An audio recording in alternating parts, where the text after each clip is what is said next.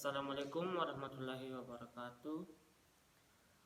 Alhamdulillah, pertama-tama marilah kita panjatkan puji dan syukur kehadirat Allah Subhanahu wa taala, karena berkat rahmat dan hidayahnya lah kita masih diberi umur panjang sampai saat ini.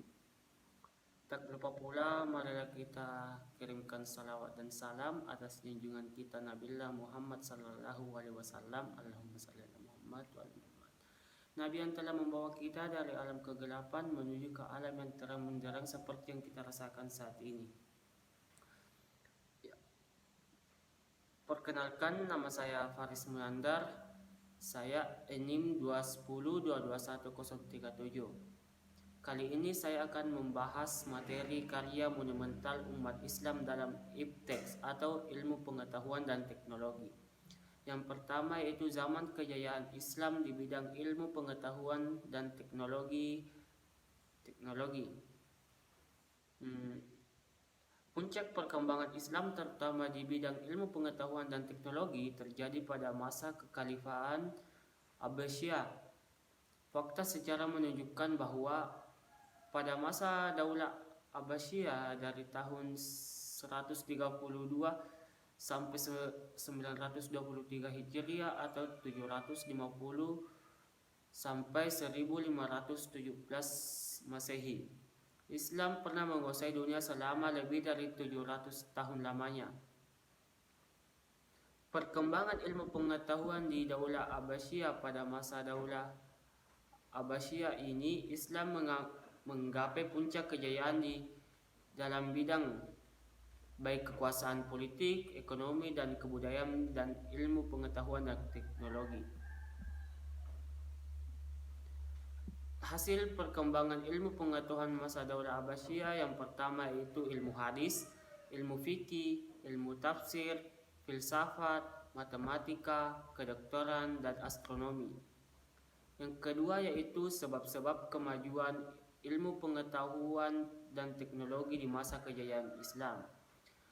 Adapun beberapa faktor yang menyebabkan kemajuan iptek pada zaman kejayaan Islam menurut Ahmad Yail Hasan dan Donar Erhil adalah sebagai yaitu yang pertama yaitu agama Islam.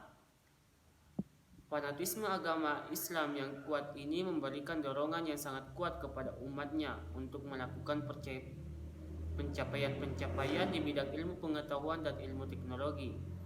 Yang kedua yaitu pemerintah yang berpihak kepada ilmu pengetahuan.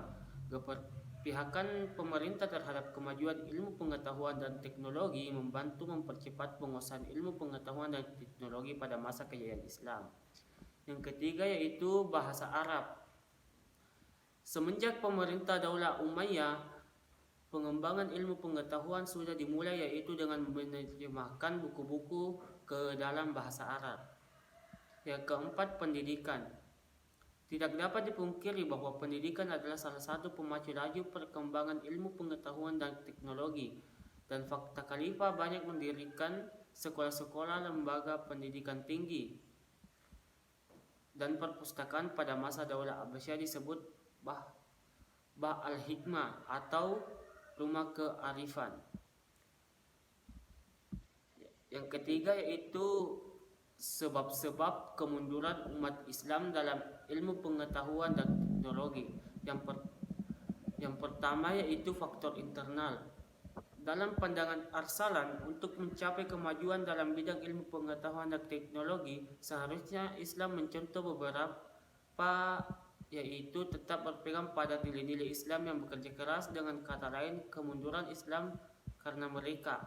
Yang terdapat faktor yaitu yang pertama faktor internal, yaitu tidak bekerja keras, rendah diri, mudah menyerah, dan kebanyakan mereka sudah tidak berpegang kepada syariat agama atau Al-Quran dan As-Sunnah.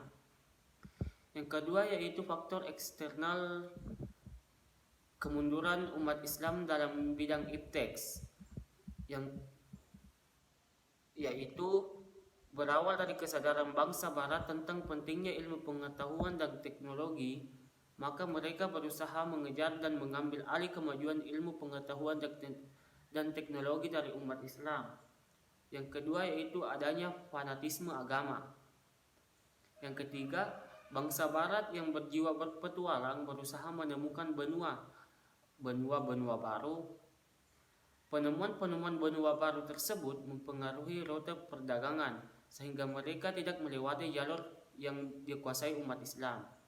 Yang selanjutnya yaitu bangsa barat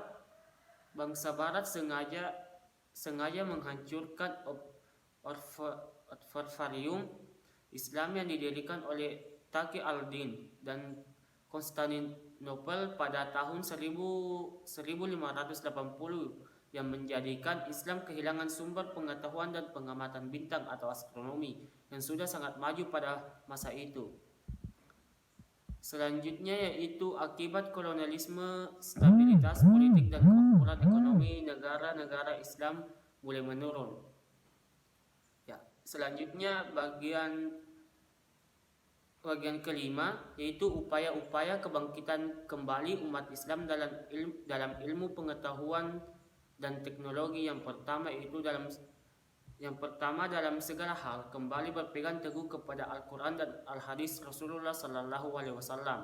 Yang kedua, bekerja keras tanpa mengenal lelah untuk mewujudkan penguasaan ilmu pengetahuan dan teknologi.